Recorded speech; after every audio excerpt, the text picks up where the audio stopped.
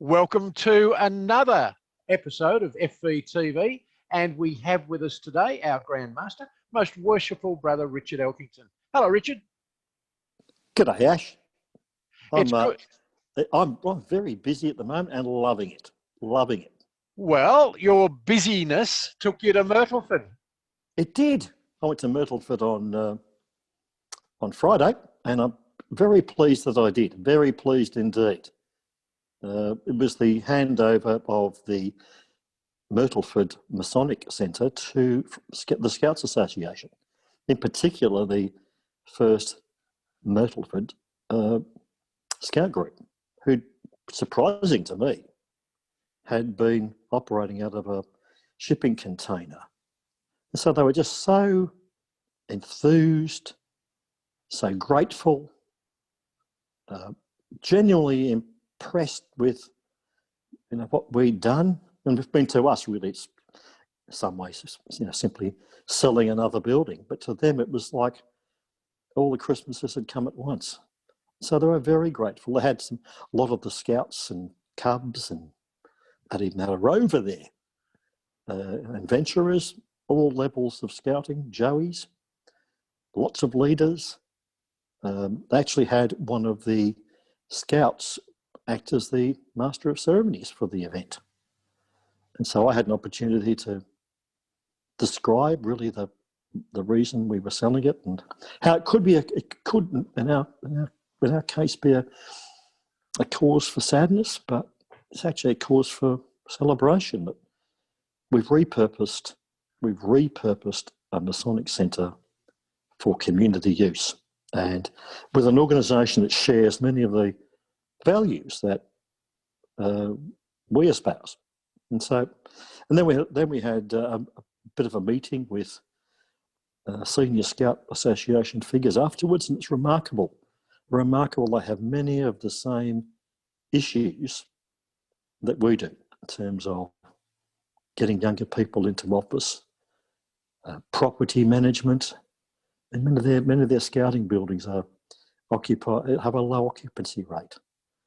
They have scout buildings all over Victoria, as we have Masonic buildings all over Victoria. So there's a real incentive, I think, for us to engage with them, so that we look at their programs, look at their culture, look at some of the ways they manage their issues. So the future's looking good, actually, for scouting in that part of the world. When the Myrtleford Lodge closed, many of the members joined other lodges. So it wasn't a cause for sadness. It was a cause for great joy, really. And the event won some valuable publicity. The Border Mail newspaper was there. You did a radio interview, and there was the Myrtleford Times local paper and other publicity as well. Exactly. The photojournalist from the Border Mail, which operates out of Albury-Wodonga, was there. They thought it was an excellent item of news. He took a lot of photographs. Took a photograph of me handing the keys over to the Master of Ceremonies, a young scout. So it was a great day.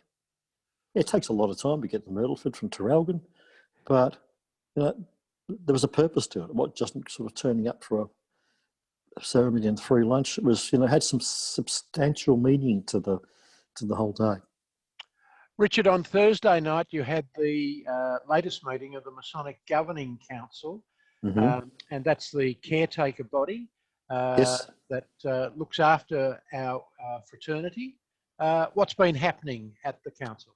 Well, there's a lot happening, actually. There's a lot happening in Freemasonry, as you and I know. And I think our members understand.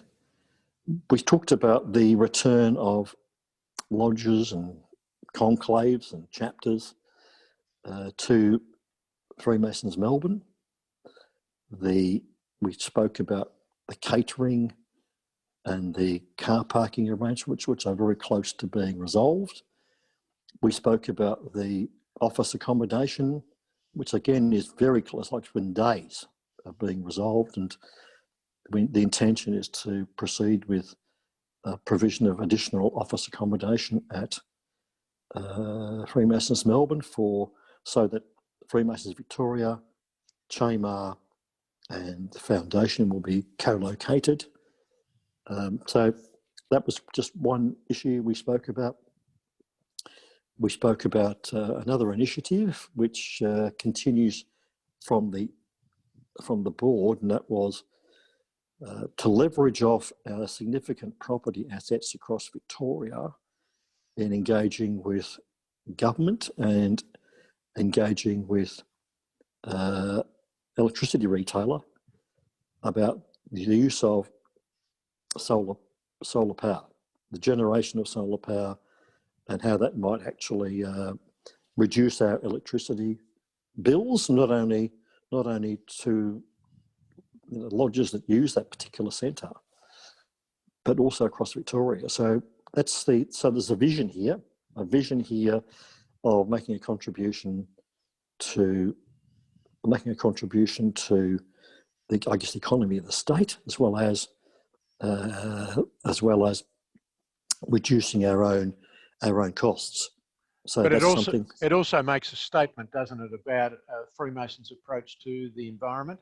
It makes a positive statement, and we can start using that term green masonry as well as Freemasonry. Well, it's no secret of my love for brown coal. It's, I brought up in the Latrobe Valley. But you've got to recognise that the time for renewables has come, that renewables and base load need to coexist, and therefore this is recognising reality and then sort of pursuing some options for us. So that's one thing I'm looking forward to. We talked about with Stephen Duns, and he made an announcement, or Gary Seaver made an announcement yesterday about members of the Change Committee. And so the Governing Council spoke with Stephen about, we as a body are concerned about issues of governance, what the future of our organisation structure is going to look like, and how those things marry in with consideration of our constitution. So which bit comes first? Is that we get the constitutional arrangements sort of sorted out before we move into a different org structure? So it's some of those sort of logistical issues that we're interested in pursuing together with the Change Management Committee under the leadership of, now Gary Sebo and Robert Brunand. So we're very excited about the opportunities for change, building a new organisation from the ground up. So these are exciting times. Richard, part of that excitement is that you've asked Stephen Duns to report to the members, and in this coming week he'll be recording a detailed video for the members. But you've also asked that leaders, volunteer action team leaders, to do the same so their message can get out to the members as well. Can you tell us a little bit about your thinking in promoting these messages to the overall membership? I'm glad to, Ash. Thanks for asking that question. It's very important. And last year, when we were, Zoom meetings were the order of the day, many of the VAT leaders would go to individual lodge meetings, often by invitation, and talk about the initiatives of their volunteer action team, because those VATs continued their considerations and their operation through that period. It's not, I can't cover all the bases, and nor should I. I might well be the leader of the organisation, but I don't do it all. So I will be successful, our organisation will be successful if brethren like our VAT leaders, some of our senior grant officers can harness the views and input of the members. And I think it's very important, for me, that our VAT leaders are communicating directly with the membership. So we launched late last week, Paul Brennan, who's the Grand Superintendent of the membership, talking about some of the initiatives that his volunteer action team is pursuing, some of the strategies. So where we're headed, that will be followed, I believe, by Stephen Duns is going to talk this week about the purpose, the nature of the change management community, what's sort of the enormity of the task in front of us, what he sees as some of the priorities for consideration, what are some of the themes that have emerged from the forums. You, Ash, will be talking in the very near future about some of the communications issues, some of the issues faced by the organisation, some of the challenges, and some of the initiatives as we, I guess, build confidence and optimism for the future of our Richard, organisation. they're very much adult conversations, aren't they? Absolutely. They're facing Yes. facts, they're evidence-based, and we're stepping up to a new level of discussion. And then we'll move on to, then we'll talk with the Grand Superintendent of Education. We have the Grand Superintendent of the Works. There's an enormous amount of work being pursued by volunteers within that organisation.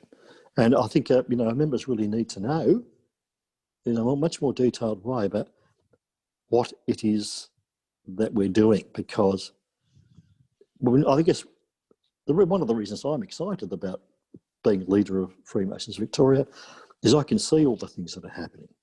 But many of our members don't see it, and I think it's important that they do, so they can share some of the enthusiasm.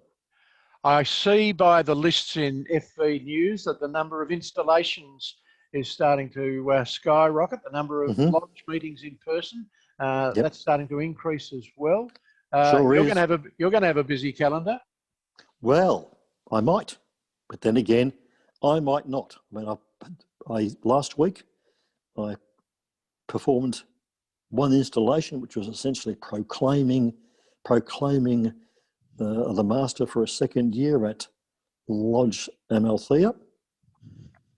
I have a special installation to do in the coming week, which is to create a Master of the Order, which that's common in, as far as I'm aware, nearly all the other Masonic orders. I haven't done it in the craft before, I understand. So we'll be creating a senior grand officer as a Master of the Order. That happens to be you. But, Thank you. Now, it might be a special, but I'd like to, this has been an agenda item I've had for a long time, to see people brethren who've been maybe secretaries for years, or been members in significant positions for years, have the honour to be made a Master of the Order. So we will actually pursue this as an initiative in future, not just a one-off for you, Ash, but make it available for right across the state. I don't see them being in great numbers. In some ways, that would defeat the objective of doing it. It would defeat the purposes of really the Constitution. So, but it's something we can do to recognise contribution without necessarily giving someone a past Grant Tyler, for example. Yes. Well, thank you. Richard, grand installations coming up. Rehearsals are underway. They are. And the grand team's very busy. Well, they are, and we are collectively leaping out of our skin. We've all been essentially the 2021 team for nearly 9 months, and we haven't done any work. And so we're very much looking forward to going out there, meeting the needs of the lodge by installing their worshipful master. Now, I could run around doing all of the installations. I could do a lot, but why do you have senior grand officers? Why do you have a whole raft of past deputy grand masters to assist So I don't want to be called the Grand Installing Master. I have a lot of other things to do. We're in the middle of a major change process. And so I probably will focus on this in things like visiting lodges, presenting long service duels, rather than, in many ways, visiting a lodge to perform an installation. In some ways, it's a bit of it can be an evening where I don't mix with a lot of the members because of the structure of the night. So I'm, it's like, yeah, I might well be busy, but for example, I'm probably going to do an installation where Tony will install, and I'll present a brother with a long service duel. So that's my role. So yes, there's plenty of talent in our organisation. It's about harnessing that talent. Now, speaking of special presentations, George Rafel, brother George Rafel of Mordialloc Lodge of Charity, yes, received a visit from you. Tell us why. Sure. That was an impressive night. I've known George Rafel for about 35 years. He was part of the then SEC Grand Team in 1986. Installed me in the chair of Hayfield. He was receiving his 75-year duel. 75 years. He's 95 in about a fortnight's time. He was Grand Director in 1973, 74. I mean, that's an enormous amount of time. But he could recall the three biggest highlights of his Masonic career were his initiation, his installation of Worshipful Master, and his investiture as Grand Director of Ceremonies all those years ago.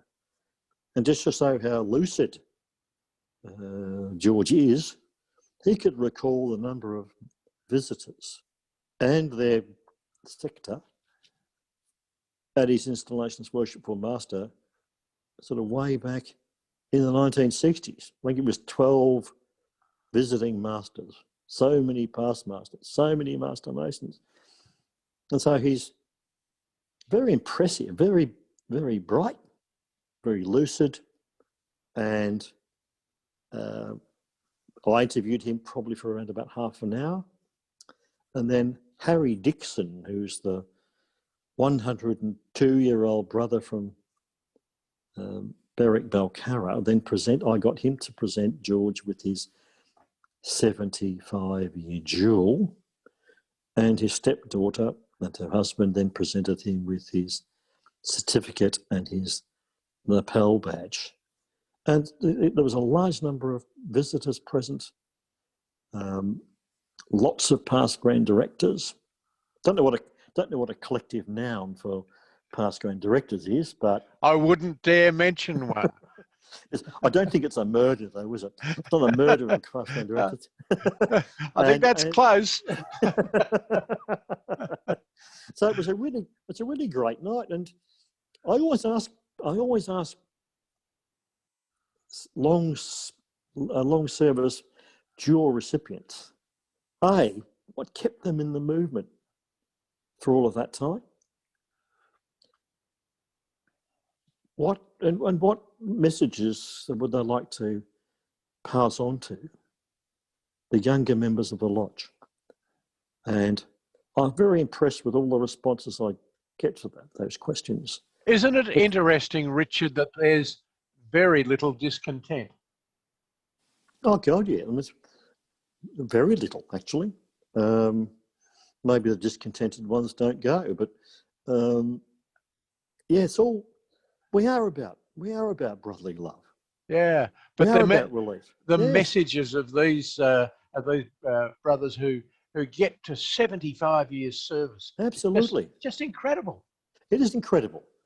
Yeah. That's what we want. That's why I might be 70 years old now, but George is 95. A long way to go. Yeah, a long way to go. And Freemasons was a different organisation when they were growing up in Freemasonry. Yes. And we'd like to hear about it.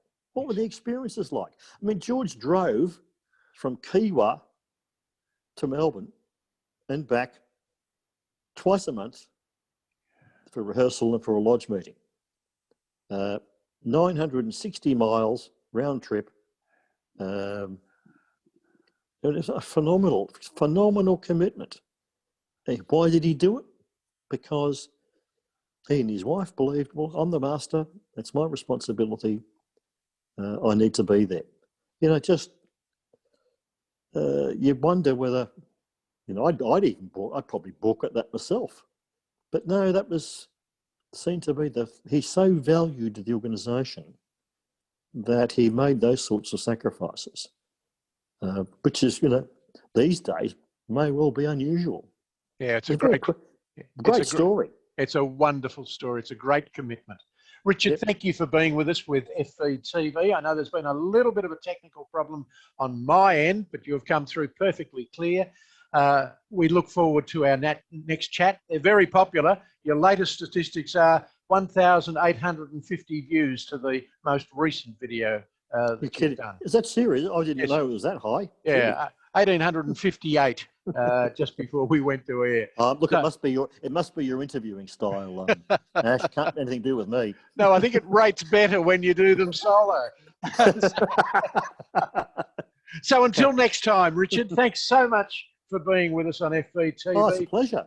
We've been speaking with our Grandmaster, Richard Elkington.